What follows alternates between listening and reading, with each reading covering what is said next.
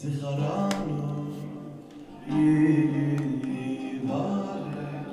יברך אבס בבס ישראל יברך אבס בבס סהרה יברך כדי אדוני יקדמים ממה יברך סייף אדוני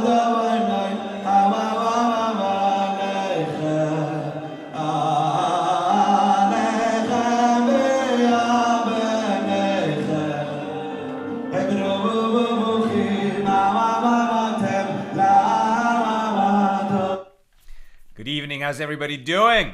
Great to be learning with you on a Tuesday. Let's light up the darkness with a somewhat short wisdom candle. I imagine we'll have a new one tomorrow, God willing. Who's in the house? Yehuda in South Carolina, Stephen in New Hampshire, Paul in the Great Northwest, Sharon in New Jersey, Bella in Florida, Shandora in the Bronx, David in South Bend, Mark, I think tagging other people. Welcome. Paula in Chicago, Guy in Ohio, Melissa in Great Neck, Marjorie in Georgia, Ella says shalom, Marie in Freeport. Welcome everybody. Did I say that? Guy in Ohio, Melissa in Great Neck, Joe in the Inland Empire. Oh, and Mark is in New Orleans, Louisiana. Welcome, good to have you with us. Okay. We are continuing our journey through Tractate Bava Kamma, the 21st volume of the Talmud. Our daf tonight is page 87, and we're going to open Mishna number 3 here in chapter 8. The Mishnah. This halacha, this law, is a stringency with regard to a person who caused injury, compared to the halacha with regard to an ox that caused injury.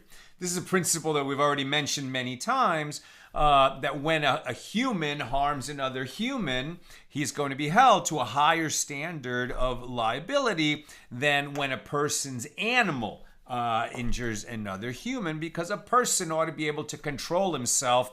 It's not always possible to control your livestock. So this law is a stringency with regard to a person who caused injury, compared to the law with regard to an ox that caused injury. So the law is that the person who caused injury pays compensation not just for damage, but rather for damage, pain, medical costs, loss of livelihood, and humiliation.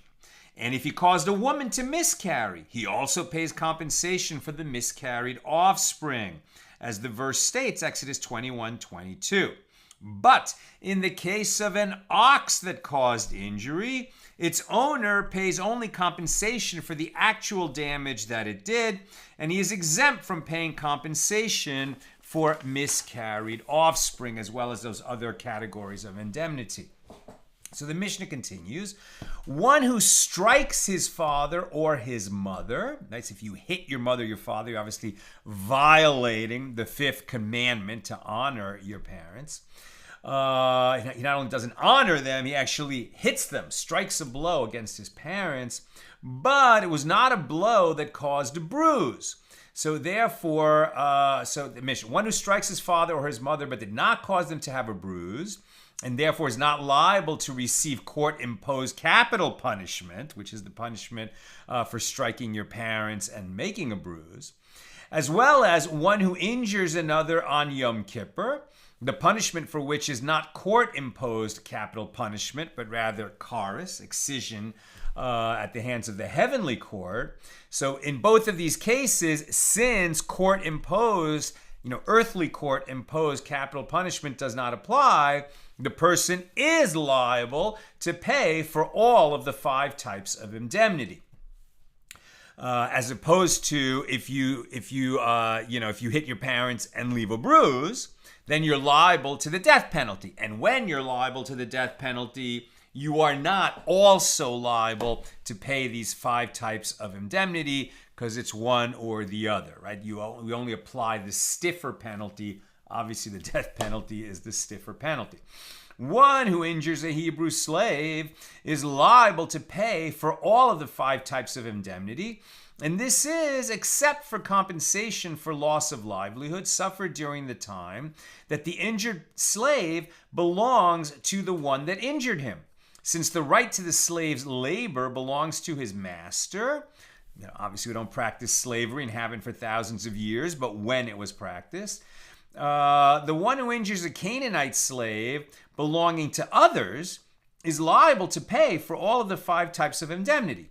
Rabbi Yehuda says Canaanite slaves do not have humiliation, so the one who injures the slave pays only the other 4 types of indemnity.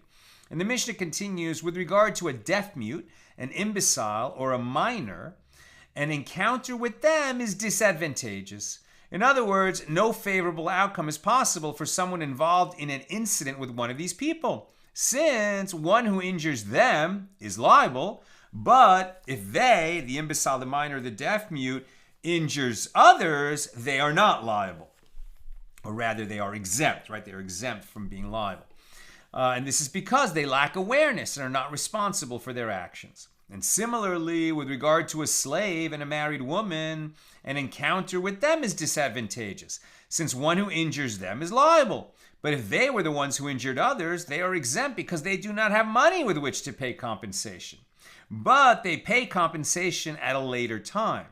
The exemption is only temporary, as if the woman becomes divorced or the slave becomes emancipated, and they then have their own money, they are liable to pay compensation. And the Mishnah continues, one who strikes his father or his mother and causes them to have a bruise, or one who injures another on Shabbos, is exempt from paying all of the 5 types of indemnity because he is judged with losing his life. Those are capital crimes. And the court imposes capital punishment for these acts, so there is no additional monetary punishment. And one who injures his own Canaanite slave is exempt from paying all of the 5 types of indemnity because his slave is his property, right? And so there was a sharp distinction drawn when slavery existed between a Hebrew slave, which was really indentured servitude, temporary, after 6 years he goes free, and the Canaanite slave that was handled like property. And when we're actually talking about actual Canaanites who became slaves, it was next to impossible for them to get their freedom because of the rulings of law. Now, the Gemara discusses a case of compensation for injury. Rabbi Elazar raised a dilemma before Rav. In a case of one who injures the minor daughter of others, to whom does he pay compensation for the injury? And Rabbi Elazar explains the dilemma. Do we say that since the merciful one granted the profits of her youth to the father, as he receives her betrothal money, right? A father can accept betrothal for his minor daughter, and if the groom brings money, right, a betrothal payment or gift, it goes to the father because he's marrying off his minor daughter. And so since that is the case, do we say that if the daughter is injured and somebody has to pay her damages for the injury, does the father get that money or not? Right? So one argument is, well, since he receives betrothal money for his minor daughter, he would also he would be the one to receive the damages if she's injured.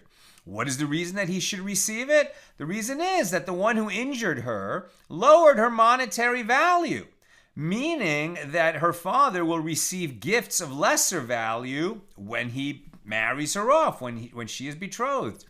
Or, other side of the argument, perhaps it is only the profits of her youth that the merciful one granted to her father, meaning that if she works, her salary goes to him or the betrothal money goes to him. But it is only these kinds of monies that go to him, because if he desires to give her in marriage to a man afflicted with boils, he can give her to him, right? He has the power to decide who she'll marry. But with regard to injury, or at least who she'll be betrothed to, she doesn't have to go through with that wedding if she doesn't want to. We've just discussed that earlier in Tractate Kedushin.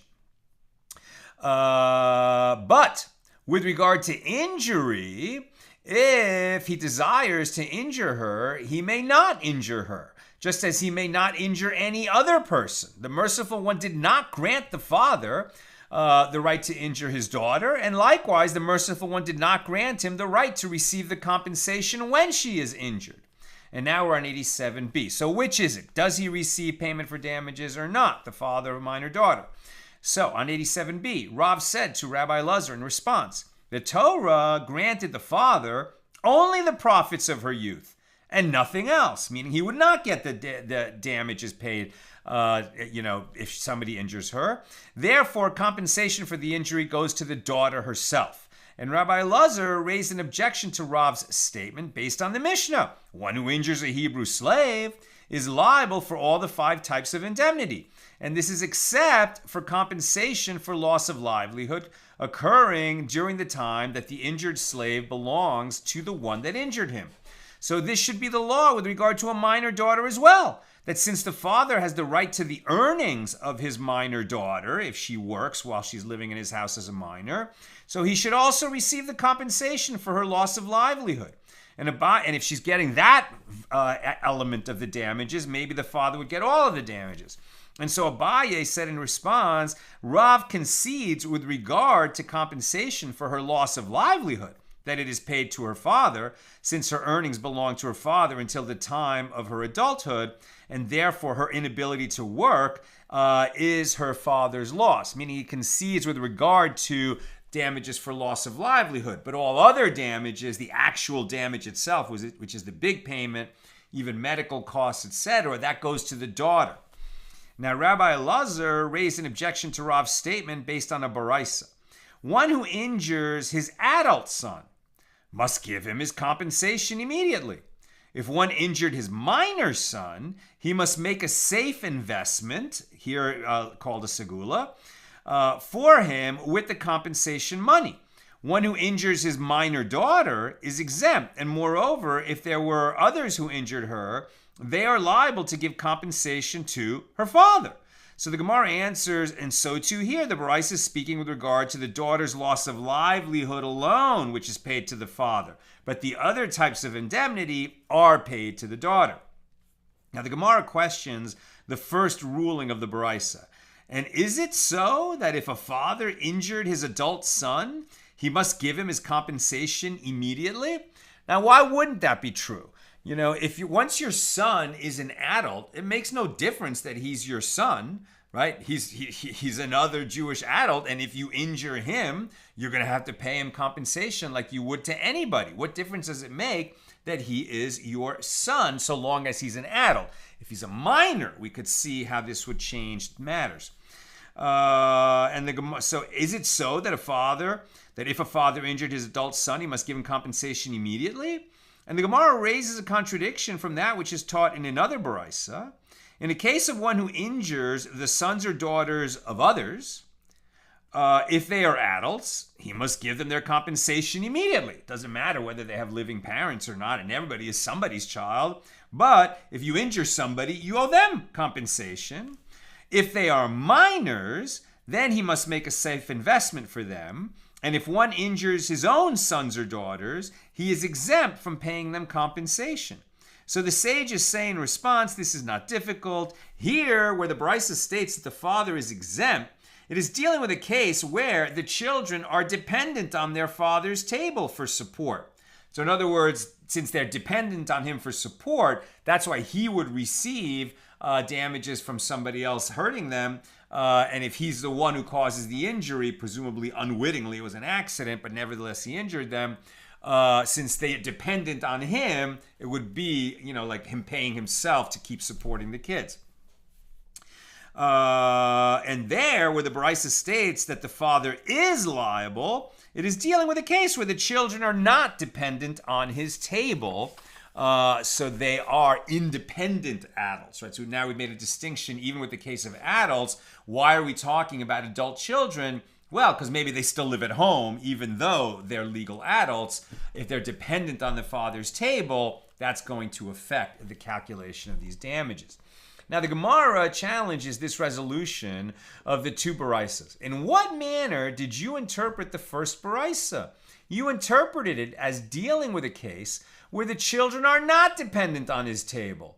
Well, if so, say the latter clause of that baraisa, one who injures his minor daughter is exempt. And moreover, if there were others who injured her, they are liable to give compensation to her father. So if this is a case where the daughter is not dependent upon her father for support, then the one who injured her would be required to give the compensation to her because she needs to provide her own sustenance.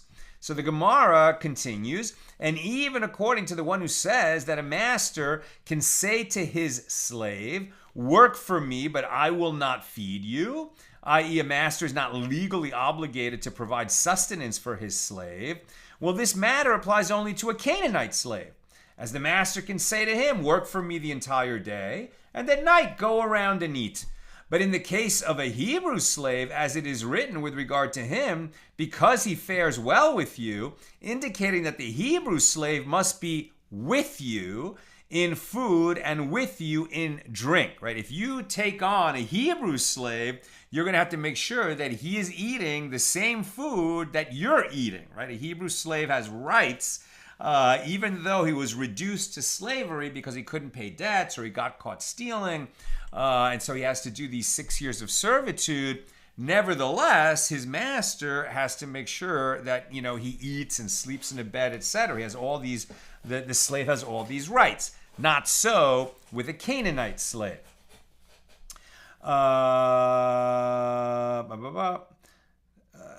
And this shows that the slave and his master are equals. The master may not compel the slave to serve him unless he feeds him. So all the more so is it not the case with regard to his daughter, that she is not required to beg for her sustenance and should receive the compensation herself. So the Gemara answers, this is as Rava, the son of Rav Ula, said concerning a similar matter in Tractate Kesuvos 43a, that this law is necessary only for the surplus, i.e. money that a woman earns beyond what she needs for her essential sustenance. So here too, this law is necessary only for the surplus. If the compensation for injury is more than the daughter requires for her sustenance, the additional sum is paid to her father, presumably because she's a minor or she's a dependent adult daughter. And the Gemara again challenges the resolution of the two baraisas. In what manner did you interpret the latter baraisa, discussing one who injures the children of another? You interpret it as dealing with a case where the sons are dependent on their father's table. But the baraisa also stated, if they are adults, he must give them their compensation immediately. If they are minors, he must make a safe investment for them. So why does he make a safe investment for them? Shouldn't he be required to give the compensation to their father? And the sages say in response, where the father is particular about receiving money that would go to his child, is specifically in a matter that causes him a loss. As in a case where the father himself injured his child and would need to pay compensation. But in a matter that comes from elsewhere, as in a case where someone else injured his child, he is not particular about receiving the money, and it is paid to the child. So the Gemara challenges this. Whoa. But isn't a found item a matter that comes to the children from elsewhere? Right? So we're talking about this was sort of money that was unexpected, so let the child have it. Okay, but we have a law that when a minor child is living in his father's house and he finds a lost object that has clearly, its owner has despaired of recovering it, the kind of thing where you find loose change in the marketplace, so there's no chance of returning it to its owner. So in that case, finders keepers, but if you're a minor child living in your father's house, who actually has ownership of those found objects found by the minor? The father, right? So this is a case where, you didn't expect to find this stuff, but when it comes in, it goes to the father. So by analogy, shouldn't we say that these damages that are going to be paid because the child was injured should also go to the father? And the sages say in response, with regard to profit that comes to the children from elsewhere, and they do not suffer physical pain in obtaining it, okay, then the father is particular about receiving the money as he does not feel that the children deserve it. But in the case of an injury, where the children suffered physical pain, and it comes to them from elsewhere, because the father didn't cause the injury, So then the father is not particular about receiving the compensation paid to his child, and that's why the child can get it personally. And the Gemara challenges, but there in the first Baraisa, isn't it discussing a case where a daughter suffers physical pain and it is a matter that comes to her from elsewhere, and the father is particular about receiving the money? As it teaches, quote, and moreover, if there were others who injured her, they are liable to give compensation to her? No, to her father. That's what it said. So the sage is saying in response that the Baraisa discusses a case where the father was a captious man. That word was new for me, C-A-P-T-I-O-U-S, captious. And it means one who tends to find fault in others and to raise objections. Right? So the Baraisa discusses a case where the father is a captious man, which is evident from the case of the Baraisa itself, as his children are not dependent on his table. And a man like this is particular even about matters that come to them from elsewhere. And by contrast, here in the latter Baraisa, it discusses a case where the father is not a captious man, which is evident from the case of the Baraisa itself, as his children are dependent on his table. And when he is particular about receiving the money, it is in a matter that causes him a loss. But in a matter that comes to them from elsewhere, he is not particular. Let it go to the children. So the two Baraisas stated that the father makes a safe investment for his minor children with the compensation paid to them. Right? A safe investment meaning they can't receive it, they're too young, they're not responsible enough, but we don't want the father frittering away that money, so he makes a wise investment that'll be there for the kids later. And so says Reish Lakish. He makes a safe investment.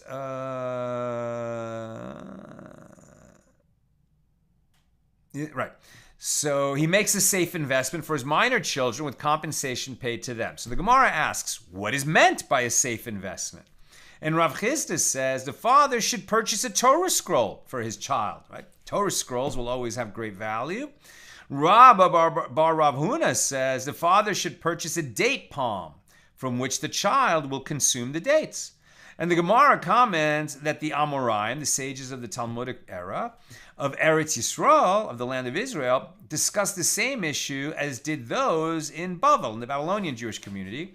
And so says Reish Lakish, the Torah granted the father only the profits of her youth and nothing else. Right? So in other words, he can betroth her, he can take her found objects, but if she's injured and receives damages, it goes to her, not to the father. And Rabbi Yochanan says the father receives even the compensation for his daughter's wound. And the Gemara objects. Does it enter your mind that the father receives compensation for his daughter's wound, which, unlike an injury, does not diminish his daughter's value? Even Rabbi Elazar raised his dilemma only with regard to an injury, right, permanent harm, by which he lowered her monetary value, diminishing the amount of money that her father will receive for her betrothal. But with regard to a wound, by which he did not lower her monetary value because it will heal completely, Rabbi Elazar did not even raise a dilemma. Now we're on page 88a. So Rabbi Yosei Bar Chanina said, Rabbi Yochanan is discussing a case where someone wounded her on her face, and he thereby lowered her monetary value, as this affects the amount of money that her father will receive for her betrothal. So, the Mishnah teaches, one who injures a Canaanite slave belonging to others is liable for all of the 5 types of indemnity. And Rabbi Yehuda says Canaanite slaves do not have humiliation, so one who injures a slave pays only the other 4 types of indemnity: damage, loss of livelihood, medical costs, and pain and suffering, but not humiliation. So, what is the reasoning of Rabbi Yehuda? Meaning, what is the reasoning that a Canaanite slave doesn't have humiliation? And the Gemara explains that the verse states, with regard to the indemnity of humiliation, Deuteronomy 25:11, when men strive together, a man and his brother, right? That's the setup of the case in which humiliation is discussed. And it talks about a man and his brother. And so this formulation, and his brother, teaches that the payment of compensation for humiliation is applicable with regard to someone who who has a relationship of brotherhood with a Jew. And this is excluding a Canaanite slave who does not have a relationship of brotherhood with Jews. And the sages who hold that a Canaanite slave is included in the laws of compensation for humiliation maintain that he is the Jew's brother with regard to the observance of mitzvahs. But remember, that's the majority view. Rabbi Yehuda is the minority view. The law follows the majority that the Canaanite slave does have humiliation and that he does have brotherhood with the Jews. Why would a Canaanite slave be understood to be a brother of the Jews? Answer, because a Canaanite slave, right, was a Gentile and then became enslaved. Now, as a Canaanite slave, he doesn't become a Jew, but he does become obligated in a whole bunch of mitzvahs, a whole bunch of commandments that non-Jews are not obligated in. And why? Because he lives in a Jewish household. So he is the Jew's brother with regard to the observance of mitzvahs, as a Canaanite slave is obligated to observe most mitzvahs. And the Gemara challenges, if that is so, then according to Rabbi Yehuda, who holds that slaves are not in the category of brothers, conspiring witnesses who testify that a Canaanite slave committed a sin punishable by capital punishment should not be put to death by the court. As it is written in Deuteronomy 19:19, you shall do unto him as he conspired to do unto his brother, right? So according to Rabbi Yehuda, if a Canaanite slave is not considered the brother of the Jews, then it would seem that the punishment of the conspiring witnesses, which is to receive whatever punishment the defendant would have gotten if the testimony was accepted, wouldn't apply, because the verse where we learn that out includes this term, his brother. His brother. And the slave is not considered a brother. So Rava said that Rav Sheshes said, well, that same verse states with regard to conspiring witnesses, and you shall put away the evil from your midst, indicating that the punishment for conspiring witnesses should be applied in any case, including when they testified about a slave, and that is the law. And so even according to Rabbi Yehuda, who says that the Canaanite slave is not the brother of the Jew, you would still, if a conspiring witness tried to have a Canaanite slave, brought under charges and subject to a death penalty through their false testimony, well, then, even though they were trying to do this to a Canaanite slave as opposed to a Jew, the conspiring witnesses would receive the death penalty. Now the Gemara raises another challenge. If that is so, then, according to the sages who hold that slaves are in the category of brothers, a Canaanite slave should be fit for kingship, as it is written, one from among your brothers shall you set a king over you. Deuteronomy 17:15. And the sages say in response, but according to your reasoning, the law disqualifying a convert from being king should pose a difficulty for you according to all opinions, both according to the opinion of the sages and Rabbi Yehuda. Why is a convert not fit to be the king of the Jews, as he is certainly in the category of a brother? And the Gemara answers, rather, the verse states, one from among your brothers shall you set a king over you, which indicates that the king must be from the choicest among your brothers, which disqualifies both converts and slaves.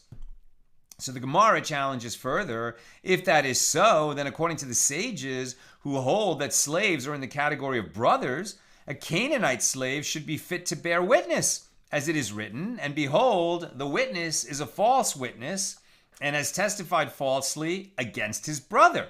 So if a slave is considered a brother, why is he not eligible to testify in court? Previously, we were talking about that conspiring witnesses would testify against a Canaanite slave, accusing him of some crime. Now we're examining a different law, the fact that Canaanite slaves are disqualified from serving as witnesses. Why? If they're considered brothers, why can't they testify in court? And Ula said, you cannot say that a slave is fit to bear witness, because the law concerning the testimony of a slave is derived by a kal v'chomer inference from the law concerning the testimony of a woman.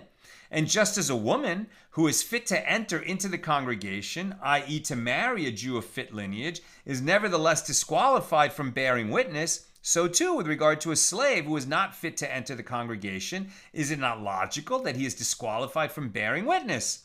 And the Gemara counters this. What is notable about a woman? She is notable in that she is not fit to undergo the mitzvah of circumcision.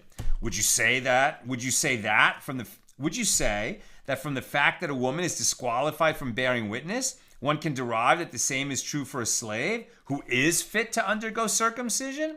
And the Gemara responds, the law of a minor shall prove that one's fitness to undergo circumcision is not germane to one's qualification to bear witness, as a minor is included in the mitzvah to undergo circumcision, and yet he is disqualified from bearing witness. And this is countered. What is notable about a minor? He is notable in that he is not obligated in the performance of mitzvahs. Would you say that from the fact that a minor is disqualified from bearing witness, one can derive the same is true for a slave who is obligated in the performance of mitzvahs? And the Gemara responds, the halacha of a woman shall prove the matter, as she is obligated in the performance of mitzvahs, and as she is disqualified from bearing witness. And the derivation has reverted to its starting point. The aspect of this case is not like the aspect of that case, and the aspect of that case is not like the aspect of this case, as each case has its own unique laws. So their common denominator is that both a woman and a minor are not obligated in the performance of all the mitzvahs, because they are not in control of their time. They're under somebody else's authority. And they are disqualified from bearing witness. And I will also bring the case of the slave for inclusion in this law, as he is also not obligated in the performance of all the mitzvahs. And only certain mitzvahs apply to him, just like only certain mitzvahs apply to women, only certain mitzvahs apply to minors. And he is disqualified from bearing witness. But that derivation is rejected. What is notable about their common denominator? It is notable in that a woman or a minor is not a man, and that is why they are disqualified from bearing witness. Would you say that from the fact that they are disqualified from bearing witness, one can derive that the same is true for a slave? But a slave is a man. So the Gemara offers a different derivation. Rather derive, and by the way, I'm almost done. Questions or comments, please get them in now. So, the Gemara offers a different derivation. Rather, derive the halacha that a slave is disqualified from bearing witness from that of a robber who is disqualified from bearing witness. And the Gemara objects, what is notable about a robber? He is notable in that his actions caused him to be disqualified. Would you say that from the fact that a robber is disqualified from bearing witness, one can derive that the same is true for a slave? It wasn't his actions that caused him to be unfit. And the Gemara answers, rather, derive the law from a robber and from one of these other two, either a woman or a minor. Their common denominator is that they do not observe all the mitzvahs and are disqualified from bearing witness. And so too, a slave does not observe all the mitzvahs and is disqualified from bearing witness. Now, the discussion that we're having here is not really about who is qualified to bear witness, who's obligated in mitzvahs, etc. What we're trying to understand is if a slave is injured, who receives the damages, right? Is it because he's a slave, the master's going to receive the damages, but he's still, an independent human being? And it seems that, in fact, even though slaves in the ancient world had no rights, right? Nevertheless, he is going to be entitled to at least part of those damages, though certainly not for the loss of livelihood. That's what I've got for us today. Nina's telling me no questions. So, with God's help, we'll be together again tomorrow, Thursday, at the regular time, 6 p.m. Pacific. Have a great night.